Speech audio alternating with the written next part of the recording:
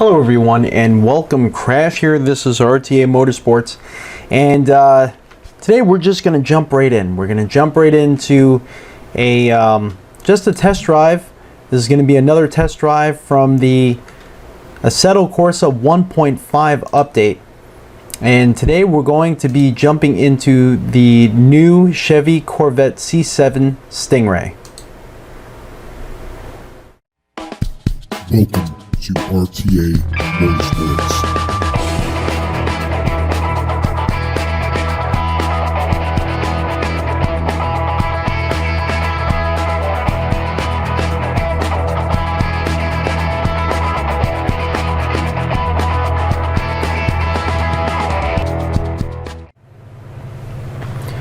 Alright, so we're going to do this pretty much the same way as we did with the Mustang. So you can see here, this is the Corvette C7 Stingray, and the tires that we're running here is Pirelli P0 Corsas, and the tire size is the 295/30 ZR19s, and they're Y-rated tires.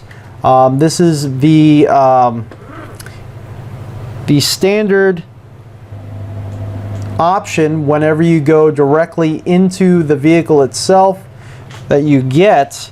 And I'll show you what I mean. We'll go back to pits.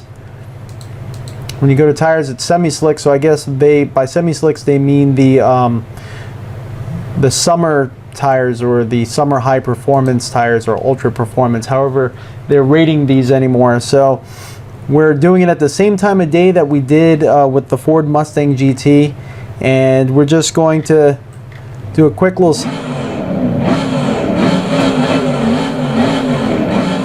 sound clip there. You know, there's a lot of echo.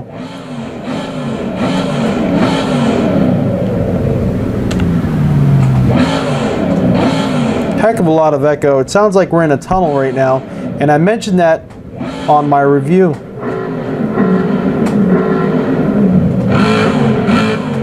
So force feedback, we're going to dial it about to 122. I just was testing it a little bit just to see where the force feedback was lying alongside with the Mustang GT, and it was clipping right around where I had it with the Mustang GT, only on really sharp apexes. But you can see here we have the heads-up display, and we're going to get going. You're going to see it working.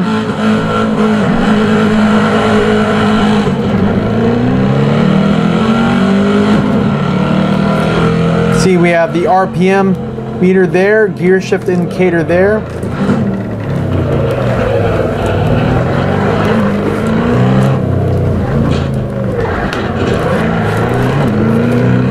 Little miles per hour there.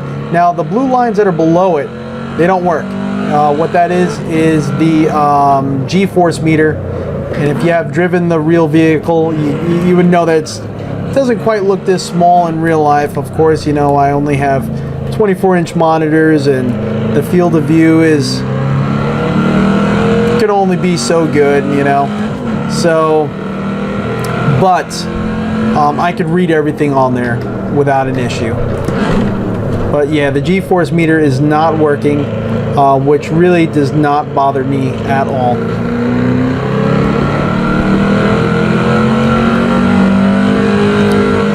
So my history with Stingrays, if you've seen, I have posted a video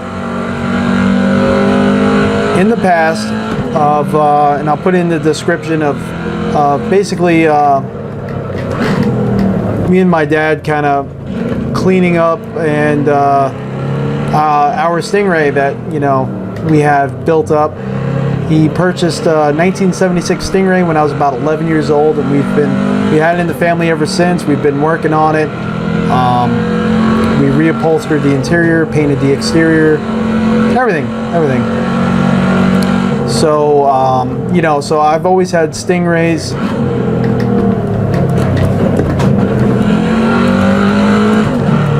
On the mind, in the blood.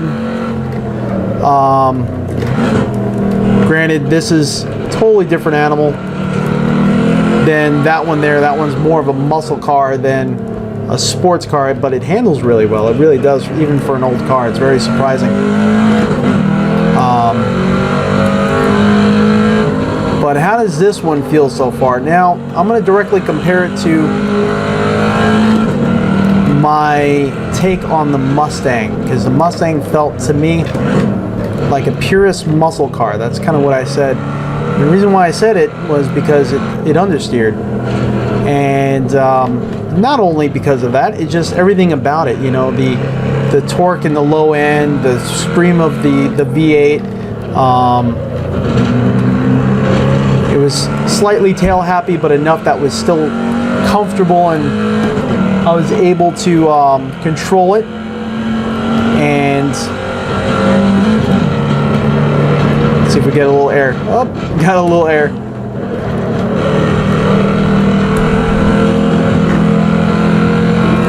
You know, the car felt almost like a very controllable Shelby.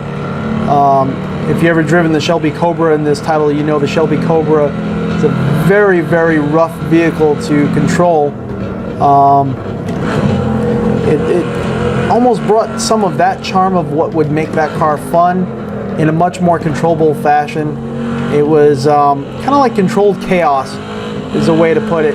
But the turn-in was good, but mid-corner it would just understeer. So felt controlled, and obviously it wasn't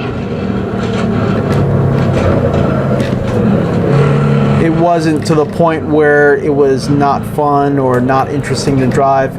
It definitely put a smile on my face, to be honest with you. But this car here just feels like, if you're comparing the two of them, the classic example of what a sports car should be. The turn-in is much more controlled, much more focused. This car just feels very analytical compared to the two, where it's just, you know, I could feel the turn-in. There's zero body roll. It's very neutral mid-corner. I feel like I could give it throttle and induce oversteer if I wanted to, or back off the throttle and induce understeer. It feels perfectly weighted in that way, and even though the power is good, it's not like a Zonda or anything like that.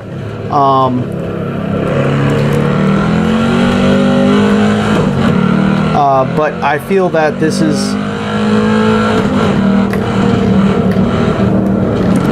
there's that echo, that horrible tunnel echo. It's like a light switch. It's either all tunnel or no tunnel. You're either in a tunnel or you're not.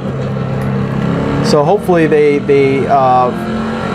adjust that in their next update. I'm sure they will. I mean, it's a nice idea, but it's a little too much. It's just on or off. But yeah, back to the vehicle. It's really nice feeling. It really is. It's really fun, but it doesn't feel numb. It doesn't feel like it's doing it all for me. It's still somewhat challenging. There is a little bit of understeer there. It feels like it could be kind of tuned out.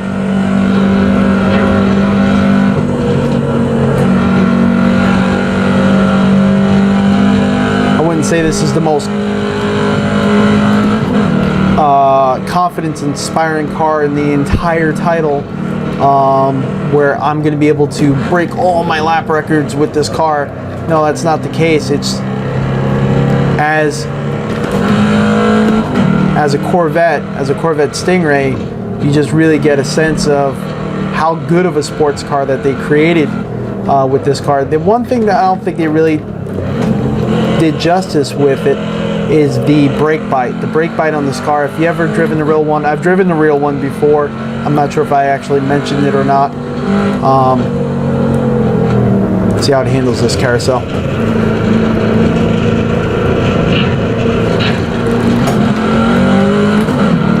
Wow, that was really good. It soaked up all those bumps really well. There's a lot of cars in this title that just are very, very fidgety, and they almost feel too tight. where those bumps on that carousel will just almost shake you off the carousel. See that? But yeah, I've driven this car in real life, and the turn-in feels about the same. Feels very controlled, feels very neutral, feels go-kart-ish. Dare I say European-esque, as far as just very neutral in its handling characteristics. You feel like you could you feel like you're almost like a better driver than probably what I am with this car.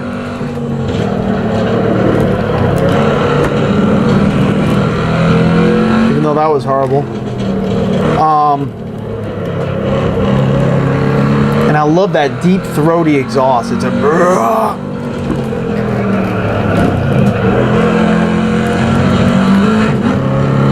it doesn't let you forget its muscle car heritage with that exhaust. It's just like, and that's kind of how it sounds in real life too. Of course, it doesn't sound 100% the same, but it's really close. It just sounds angry. It sounds angry, loud, sounds like explosions out the tailpipe.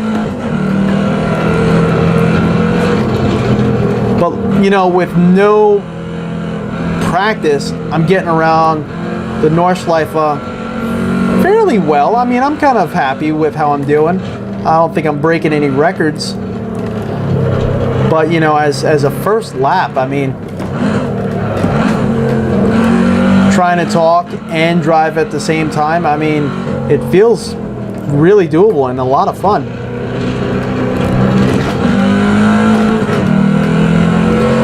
Now the gearing is very tall, so I'm noticing that, and it's not fault of Assetto Corsa, possibly, but I'm in 4th gear and I'm already hitting 120, 130 miles an hour. So although there are 7 gears, like for instance, look, that's 5th, that's 7th. We actually have a reason. Look, if you have a TH8A, you could actually use 7. But it's pointless. You're not going to accelerate. It's just like a gas-saving gear. You're never going to hit top speed unless you're in a vacuum in 7th gear.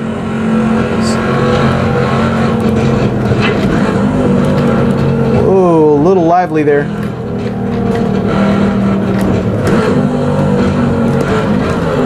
Stand on the brakes.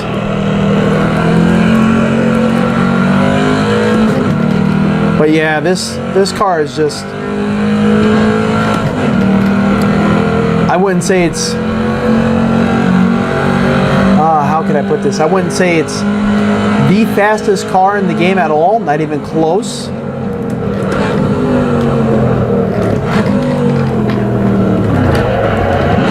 But it's up there with one of my favorites. And no, that's not America pride. As I do this donut, it is simply just how neutral this car feels. Alright, so as we look at this Corvette Stingray going around the track and enjoy its beauty with this update, I must commend the Kunos team. They did a really good job on this car. I've actually driven it in real life.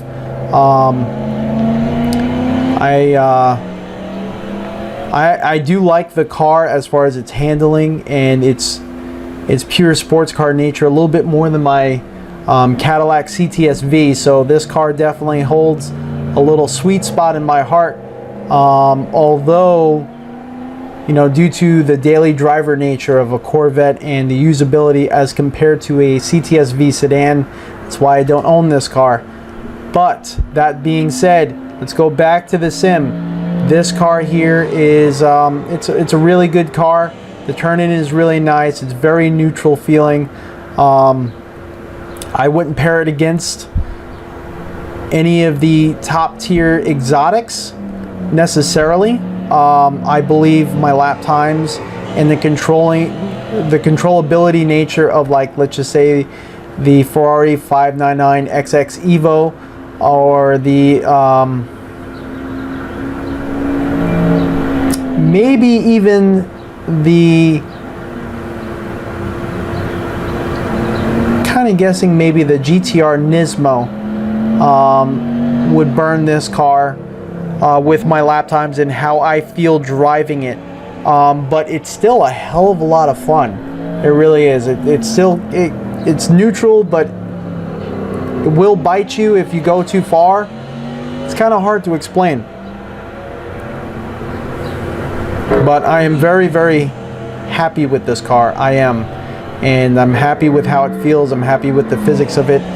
Just one thing I am a little bit, that doesn't feel right as compared to the real car that I have driven is the brake bite and the initial the